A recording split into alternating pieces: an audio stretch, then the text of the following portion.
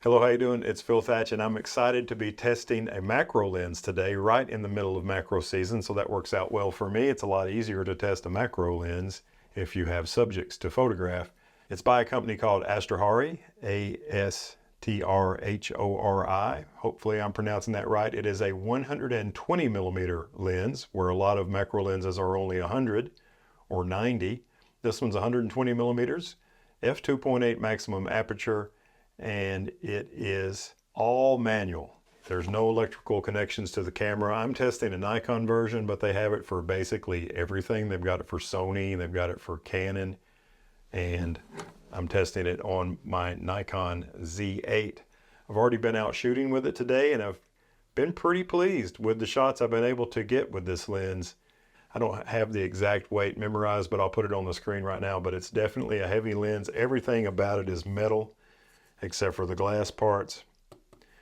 Very nice feeling lens, but a lot of times you really have to hold the camera steady to get a macro subject in focus, and with the lens weighing a little bit more, sometimes that might make it a little bit more difficult. But I didn't have too much trouble getting some shots today, and I'll show you those a little later. This lens is internal focus. You may be able to see the focus elements all the way at the front, and then as I adjust, they go way back. So it's all internal, which is very nice. It has a 72mm filter thread, and here's the aperture ring. It has stops from 2.8 all the way to f22. I did all my work at f11. I found that f11 did the best. The images were still sharp, and it gave me the most depth of field. I didn't even try f16 or f22 because I felt like those would give me too much diffraction and a loss of sharpness. So I worked at f11 today. The lens has these mounts almost all the way around. There's more on the top side, but there is another one on the bottom all the way around where you can mount flashes. Now I put my flash in the hot shoe, and then I put a diffuser on the front of the camera. That's how I do macro photography. But if you do like to put flashes actually attached to your lens, this AstrHori lens is set up for that, which is a pretty nice feature, I think. Right here is the focus throw, and it has a smooth, kind of stiff almost focus throw about it, but it feels nice. Right there I'm at 1:1, and it's a long way from 1:1 to 2:1. So that's nice. You can really dial that in perfectly for whatever magnification you want. Now I shot it exclusively at 2:1. I wanted to demonstrate its maximum potential, so I shot it all at 2:1. But if you're thinking about using this lens for other things besides macro work, look at the focus throw from 1:1, where I'm at now, to infinity. 1:1 infinity. So if you're going to try to do portraits with this lens, or something other than macro work, it might be hard to dial in perfect focus with such a amazingly short throw between 1:1, which is full macro, and infinity.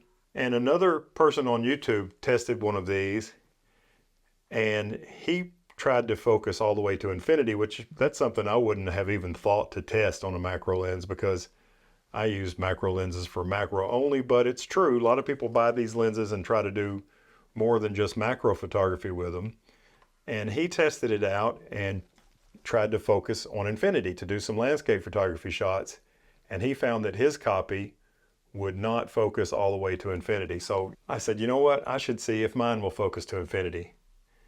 And it doesn't.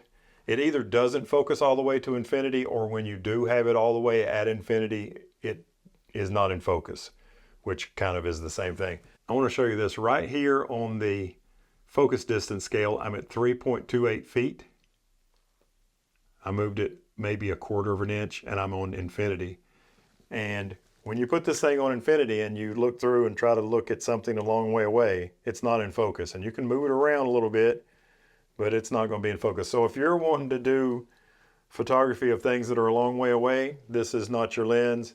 If you want to do photography of things that are not macro, it'll be a little tricky to focus, because like I showed you, the difference between 1:1 and infinity is almost nothing.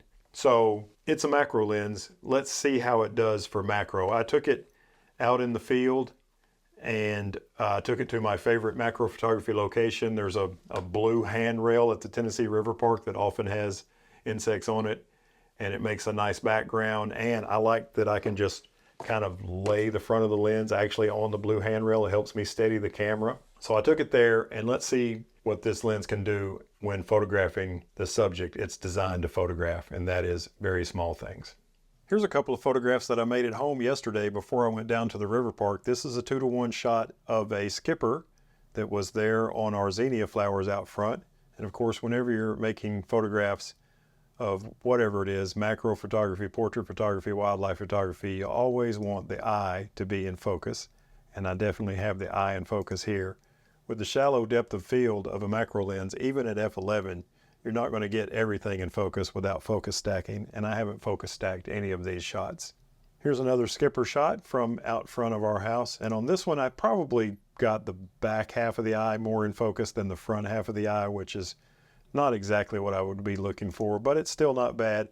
I had many shots that were worse than this. Macro photography is very difficult. Quite often you don't get the right part of your subject in focus, and this one's pretty close. Now this one I was at probably 1.5:1 instead of 2:1, and definitely nailed the focus on the nearest eye, which is what you look for.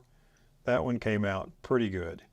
And now we're at the Tennessee River Park, and that's the famous blue handrail, which I love for macro photography. I'm sure if you've been around the channel for long, you've seen this handrail before. This is, of course, a 2:1 shot at f11, as all of these shots are. Really happy with this ant photograph.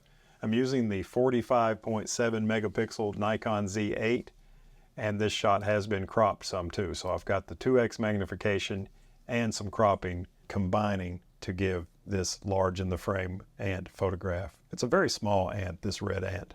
I'm not sure exactly what sort of creature this is, but it was very patient, and it's a good thing because I had a hard time getting the focus exactly right on the eye. And I think in the end I nailed it pretty good. But again, whenever you're using a macro lens with the amazingly shallow depth of field that they have, you're not going to get your whole creature in focus in one shot, and none of these shots are stacked. This is what you can expect from one shot. Here's another one of those red ants at 2x. Looks like the blue handrail is about ready to be cleaned and maybe even painted. Another 2x macro shot at f11, and again, I'm happy with the results from this lens. Here's a ladybug. I love the beautiful colors in this, even though some of the beautiful colors are just rusty parts of the blue handrail, but the ladybug is nice and sharp.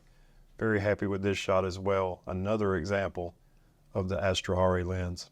This is a weevil of some sort, but it's not the kind of weevil that I normally photograph, and this thing sat here for a long time. This is on the side of the handrail.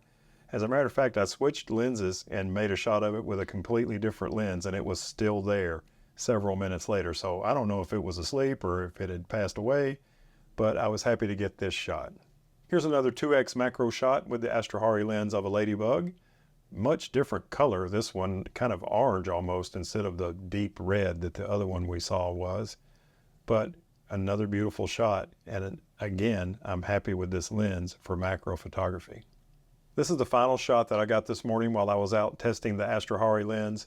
My flash is a little bit too hot, or maybe my diffuser wasn't thick enough, so I've got some bright highlights right here that I'm not really happy with, but that is my fault, not the lens's fault. But otherwise, just really pleased with the photos I was able to get with this AstrHori lens. So thanks for watching my quick review about this AstrHori 120mm f2.8 maximum aperture, but I prefer it at f11 2x macro lens. Maybe not the best lens in the world for other types of photography, but it has proven to be plenty capable in the genre of photography that it's designed for, and that's macro photography. I hope you enjoyed this video. If you did, reach down, hit the thumbs up button. That helps me out a lot. If you want to see some more stuff like this, subscribe and hit the bell. And as always, I look forward to seeing you in my next video. Bye-bye.